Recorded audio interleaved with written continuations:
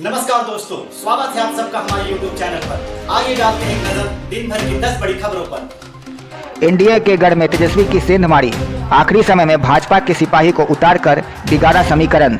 नीतीश से भी लोग नाराज। ब्राह्मण बहुल लोकसभा क्षेत्र वाल्मीकि नगर को बिहार में न केवल एनडीए गढ़ कहा जाता है, बल्कि इसे बीजेपी और जदयू गठबंधन की सबसे सेफ सीट भी मानी जाती है। पिछले 3 चुनाव से एनडीए यहां बड़ी जीत दर्ज करती रही है, लेकिन इस बार लालू के प्रयोग ने एनडीए की जीत की राह को मुश्किल कर दिया है। लालू यादव ने यहां से लगातार हारते आ रही कांग्रेस से ये सीट छीनकर पहले राजद का उम्मीदवार उतारा। इतना ही नहीं, पहली बार उन्होंने यहां से यादव कैंडिडेट दीपक यादव पर दांव लगाया है। वहीं दूसरी तरफ जदयू के ने यहां के दिग्गज नेता रहे बैद्यनाथ महतो के बेटे और मौजूदा सांसद सुनील कुमार पर ही भरोसा जताया है। सुनील कुमार अपने पिता बैद्यनाथ प्रसाद महतो के निधन के बाद 2020 में हुए उपचुनाव जीतकर सांसद बने थे। उनके पास काम करने के लिए 4 साल का वक्त था, लेकिन लोगों में शिकायत यह है कि चुनाव जीतने के बाद वे इलाके से पूरी तरह गायब हो गए। इसके कारण इलाके में उनके खिलाफ भारी नाराजगी है। इतना ही नहीं, नीतीश कुमार के लगातार पाला बदलने के कारण भी लोग उन्हें इस बार पसंद नहीं कर रहे हैं। सिकटा के सलीम अंसारी कहते हैं कि बिहार में लोग नीतीश कुमार से तंग आ गए हैं। सुनील कुमार और बीजेपी से लोग नफरत कर रहे हैं। इनका बर्ताव अच्छा नहीं है, लोग नीतीश को बदलना चाहते हैं। मैना टाड़ के किशोन राम खेतिहार मजदूर हैं। कहते हैं कि यहाँ सिंचाई की व्यवस्था चौपट है, अच्छे शिक्षण संस्थान नहीं है। एक अच्छी चीज़ ये हुई है कि शराबबंदी की है। इस बार यहाँ से महागठबंधन ही जीतेगा। नीतीश कुमार कभी इधर जाते हैं, कभी उधर जाते हैं। ऐसे में उन पर कौन भरोसा करेगा। हीट वेव से बांग्लादेश थाईलैंड में 30 की मौत। भारत समेत 7 देशों का तापमान 45 डिग्री पार। पाकिस्तान में परीक्षाएं टली। दुनिया भर के कई देश इन दिनों भीषण गर्मी की चपेट में है।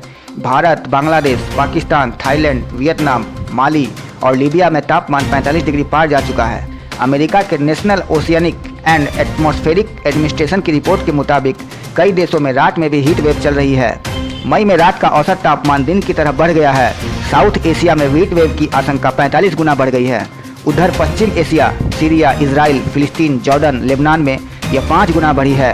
22 मई को भारत के 9 शहरों का तापमान 40 डिग्री सेल्सियस पार जा पहुंचा। इजराइल और फिलिस्तीन में जंग की वजह से हीट वेव ज़्यादा बढ़ी है। एशिया में घातक हीट वेव का यह लगातार तीसरा साल है। इसकी एक वजह एल नीनो भी है। बुधवार को पाकिस्तान के जैकोबाबाद में सबसे ज़्यादा तापमान रहा। यहाँ तापमान 48 डिग्री सेल्सियस तक पहुँच गया है। बारिश और बाढ़ से परेशान रहे पाकिस्तान में अब लू चल रही है। मोहनजोदड़ो में तापमान 48.5 डिग्री तक पहुंच गया है। यह सामान्य से 8 डिग्री ज़्यादा है। यहां परीक्षाएं टाल दी गई है। 31 मई तक सभी स्कूल बंद कर दिए गए हैं।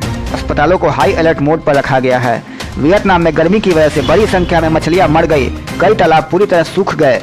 सरकार ने लोगों को घरों में रहने की हिदायत दी है। बांग्लादेश में लगातार 26 दिन से हीट वेव चल रही है। बुधवार को तापमान 43 डिग्री 8 सेल्सियस तक जा पहुंचा, जो औसत से 60 डिग्री ज़्यादा है। यहाँ अब तक 30 लोगों की मौत हो चुकी है। थाईलैंड में भी गर्मी की वजह से 30 से ज़्यादा मौतें हो गई। यहाँ सभी स्कूल बंद कर दिए गए हैं। चुनाव आयोग जागा। भाजपा कांग्रेस से कहा अपने स्टार प्रचारकों के भाषण संयमित कराएं। केंद्रीय चुनाव आयोग ईसीआई ने बुधवार को भाजपा अध्यक्ष जेपी नड्डा और कांग्रेस प्रमुख मल्लिकार्जुन खड़गे को नोटिस के जरिए निर्देश दिया है कि वे अपनी पार्टी के स्टार प्रचारकों के भाषण को संयमित कराएं। स्टार प्रचारकों को भाषण में सावधानी बरतने के लिए औपचारिक नोट जारी करे। चुनाव आयोग ने अभी तक पहली बार इस तरह का कड़ा निर्देश जारी किया है। हालांकि अभी तक 5 चरणों की मतदान प्रक्रिया पूरी हो चुकी है और 2 चरण बाकी है। चुनाव आयोग ने जाति, समुदाय, भाषा और धर्म के आधार पर प्रचार करने के लिए भाजपा और कांग्रेस दोनों को आड़े हाथों लिया है। चुनाव आयोग ने दोनों पार्टियों के स्टार प्रचारकों को अपने प्रचार अभियान में धार्मिक और सांप्रदायिक स्वरों को परहेज करने का निर्देश दिया है। बता दें कि पिछले 5 चरणों में इतने सांप्रदायिक भाषण हुए, लेकिन चुनाव आयोग चुप रहा। इंडियन एक्सप्रेस सत्य हिंदी ने लगातार बताया है कि पीएम मोदी और भाजपा के अन्य नेताओं के भाषण किस तरह सांप्रदायिक होते जा रहे हैं। इन भाषणों में समुदाय विशेष को टारगेट किया गया। हालांकि चुनाव आयोग का बुधवार का निर्देश पहले के मुकाबले मामूली सख्ती वाला है। न्यूज एजेंसी एएनआई के मुताबिक चुनाव आयोग ने बुधवार को भाजपा से उन भाषणों को रोकने के लिए कहा है जिनसे समाज में विभाजन हो सकता है। चुनाव आयोग ने कांग्रेस को यह सुनिश्चित करने का निर्देश दिया कि स्टार प्रचारक ऐसे बयान न दे जो गलत धारणा देते हों, जैसे कि भारत के संविधान को समाप्त किया जा सकता है या बेचा जा सकता है। बिहार में पवन सिंह बीजेपी से निष्कासित। काराकाट में एनडीए के लिए मुश्किलें बढ़ी। बीजेपी ने एनडीए उम्मीदवार के खिलाफ निर्दलीय चुनाव लड़ने पर भोजपुरी अभिनेता पवन सिंह को पार्टी से निलंबित कर दिया है। उन्होंने पहले पश्चिम बंगाल में आसनसोल से भाजपा का टिकट ठुकरा दिया था। अब बिहार में काराकाट लोकसभा सीट से चुनाव लड़ रहे हैं। इस सीट पर एनडीए की ओर से राष्ट्रीय लोक मोर्चा के प्रमुख उपेंद्र कुशवाहा चुनाव लड़ रहे हैं। पवन सिंह के खिलाफ यह कार्रवाई तब की गई जब पार्टी की ओर से काफ़ी दबाव के बाद भी उन्होंने अपना नाम वापस नहीं लिया। भाजपा की बिहार यूनिट ने पवन सिंह को लिखे पत्र में कहा है कि आप एनडीए के आधिकारिक उम्मीदवार के खिलाफ लोकसभा चुनाव लड़ रहे हैं। आपका यह कृत्य पार्टी के खिलाफ है और इससे पार्टी की छवि खराब हुई है और पार्टी अनुशासन का उल्लंघन हुआ है। बयान में आगे कहा गया है कि आपको निलंबित करने का फैसला बिहार बीजेपी अध्यक्ष सम्राट चौधरी ने लिया है। इससे पहले बीजेपी की तरफ से काफ़ी कोशिश की गई थी कि वह अपना नाम वापस ले लें। कहा जा रहा है कि दबाव के चलते ही पवन सिंह ने अपनी मां प्रतिमा सिंह को भी इस सीट से निर्दलीय उम्मीदवार के रूप में नामांकन पत्र दाखिल करवाया था। ऐसा इसीलिए कि यदि पवन सिंह को किसी वजह से अपना नाम वापस लेना पड़े तो उनकी मां चुनाव लड़ें। लेकिन नाम वापसी के आखिरी दिन पवन सिंह ने अपना नाम वापस नहीं लिया, लेकिन उनकी मां प्रतिमा सिंह ने अपना नाम वापस ले लिया। काराकाट निर्वाचन क्षेत्र में मौजूदा लोकसभा चुनाव के 7वें और अंतिम चरण में 1 जून को मतदान होना है। पहले कहा जा रहा था कि एनडीए उम्मीदवार उपेंद्र कुशवाहा और इंडिया गठबंधन के उम्मीदवार सीपीआई माले के राजा राम सिंह कुशवाहा के बीच सीधा मुकाबला था, लेकिन पवन सिंह के खड़ा होने के बाद अब इस सीट पर त्रिकोणीय मुकाबला हो गया है। राहुल ने कहा, बीजेपी सरकार में भीषण कोयला घोटाला, 4 जून के बाद पाई का हिसाब करेंगे। गौतम अडानी की कंपनी फिर से सुर्खियों में है, हालांकि फिर से गलत वजहों से है। फाइनेंशियल टाइम्स की रिपोर्ट में अडानी की कंपनी पर कथित कोयला घोटाले का आरोप लगा है। कांग्रेस ने इस मुद्दे को उठाया है और रिपोर्ट साझा करते हुए कहा है कि इसका हिसाब किया जाएगा। हालांकि अडानी की ओर से फाइनेंशियल टाइम्स की रिपोर्ट में लगाए गए उन आरोपों को झूठा और निराधार बताया गया है। अडानी की ओर से कुछ भी सफाई आए, लेकिन कांग्रेस ने इस मुद्दे को लपक लिया है। राहुल गांधी ने कहा है, भाजपा सरकार में भीषण कोयला घोटाले सामने आए हैं। वर्षों से चल रहे इस घोटाले के जरिए मोदी जी के प्रिय मित्र अडानी ने लो ग्रेड कोयले को 3 गुने दाम पर बेचकर हजारों करोड़ रुपए लूट लिए, जिसकी कीमत आम जनता ने बिजली का महंगा बिल भरकर अपनी जेब से चुकाई है। राहुल ने सवाल पूछा है कि क्या प्रधानमंत्री बताएंगे इस खुले भ्रष्टाचार पर ईडी, सीबीआई और आईटी को शांत रखने के लिए कितने टेम्पो लगे। 4 जून के बाद इंडिया की सरकार इस महा घोटाले की जांच कर जनता से लूटी गई पाई का हिसाब करेगी। राहुल गांधी ने फाइनेंशियल टाइम्स की जिस रिपोर्ट के हवाले से यह आरोप लगाया है, उसमें कहा गया था अडानी ग्रुप ने लो ग्रेड का कोयला खरीदा और हाई ग्रेड का बताकर महंगे दामों में बेच दिया। फाइनेंशियल टाइम्स ने organised crime and corruption reporting project यानी OCCRP की एक रिपोर्ट का हवाला देते हुए दावा किया था कि जनवरी 2014 से अडानी ग्रुप ने एक इंडोनेशियाई कंपनी से $28 प्रति टन की कथित कीमत पर लो ग्रेड कोयला खरीदा था। कोलकाता हाई कोर्ट ने 2010 के बाद सभी ओबीसी प्रमाण पत्रों को रद्द किया। कोलकाता हाई कोर्ट ने एक बड़े फैसले में 2000 के बाद से बंगाल में जारी ओबीसी प्रमाण पत्रों को रद्द कर दिया है। इसमें करीब 5 लाख ओबीसी सर्टिफिकेट पर असर पड़ने की संभावना है। मुख्यमंत्री ममता बनर्जी ने कहा कि वह इस फैसले को स्वीकार नहीं करेंगी। हालांकि अदालत ने साफ किया कि जिन लोगों के अधिनियम का लाभ लेकर रोजगार प्राप्त किया था और इस तरह के आरक्षण के कारण वे पहले से नौकरी कर रहे हैं, वे इस आदेश से प्रभावित नहीं होंगे। ओबीसी प्रमाण पत्र देने की प्रक्रिया को चुनौती देने वाली एक जनहित याचिका पर अदालत ने यह फैसला सुनाया। अदालत ने निर्देश दिया कि पश्चिम बंगाल पिछड़ा वर्ग आयोग अधिनियम 1993 के आधार पर पश्चिम बंगाल पिछड़ा वर्ग आयोग द्वारा ओबीसी की एक नई सूची तैयार की जाए। लाइव लॉ की रिपोर्ट के अनुसार न्यायमूर्ति तपव्रत चक्रवर्ती और न्यायमूर्ति राजशेखर मंथा की खंडपीठ ने बुधवार को यह फैसला सुनाया। वर्ष 2010 के बाद से सभी ओबीसी प्रमाण पत्रों को रद्द करने का न्यायालय का फैसला टीएमसी के लिए एक बड़ा झटका है। टीएमसी 2011 में राज्य में सत्ता में आई थी। अदालत उस याचिका पर फैसला दे रही थी जिसमें पश्चिम बंगाल पिछड़ा वर्ग जाति और अनुसूचित और सेवाओं अधिनियम 2012 के कुछ प्रावधानों को चुनौती दी गई थी। यह अधिनियम सरकारी कार्यालयों में ओबीसी को आरक्षण देता है। हाईकोर्ट की बेंच ने 2010 के बाद तैयार की गई ओबीसी सूची को अवैध करार दिया। फॉर्म 17C पर इलेक्शन कमीशन की अजीब दलील, वोट की संख्या वेबसाइट पर नहीं डाली गई। चुनाव आयोग ने मतदान की संख्या बताने वाले फॉर्म को सार्वजनिक करने का विरोध किया है। इसको लेकर अजीबोगरीब दलील दी गई है। इसमें सुप्रीम कोर्ट से कहा है कि इसकी वेबसाइट पर मतदान की संख्या बताने वाले फॉर्म 17C को अपलोड करने में गड़बड़ियां हो सकती हैं। इसने बुधवार को सुप्रीम कोर्ट से कहा कि इमेज के साथ छेड़छाड़ की संभावना है और चिंता जताई है कि इससे अविश्वास पैदा हो सकता है। भारत के मुख्य न्यायाधीश DY चंद्रचूड़ और जस्टिस JB पारदीवाला और जस्टिस मनोज मिश्रा की अगुवाई वाली शीर्ष अदालत की 3 न्यायाधीशों की पीठ शुक्रवार को मामले की सुनवाई करने वाली है। सुनवाई से पहले चुनाव आयोग ने अपनी बात सुप्रीम कोर्ट के सामने रखी है। चुनाव आयोग ने एसोसिएशन फॉर डेमोक्रेटिक रिफॉर्म्स यानी ADR द्वारा दायर याचिका पर बुधवार को हलफनामा दायर किया है। इस मुद्दे पर जवाब दाखिल करने के लिए 17 मई को शीर्ष अदालत ने आदेश दिया था। लाइव लॉ की रिपोर्ट के अनुसार चुनाव आयोग ने सुप्रीम कोर्ट को बताया कि फॉर्म 17C डेटा के अंधाधुंध खुलासे से इमेज के साथ छेड़छाड़ की संभावना बढ़ जाएगी। ऐसी मतगणना परिणाम के साथ भी हो सकता है। चुनाव आयोग ने कहा, फॉर्म 17C का संपूर्ण खुलासा पूरे चुनावी माहौल को खराब करने और बिगाड़ने का कारण बन सकता है।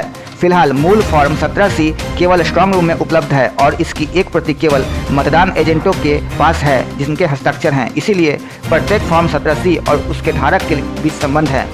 अंधाधुंध खुलासे वेबसाइट पर सार्वजनिक करने से इमेज के साथ छेड़छाड़ की संभावना बढ़ जाती है।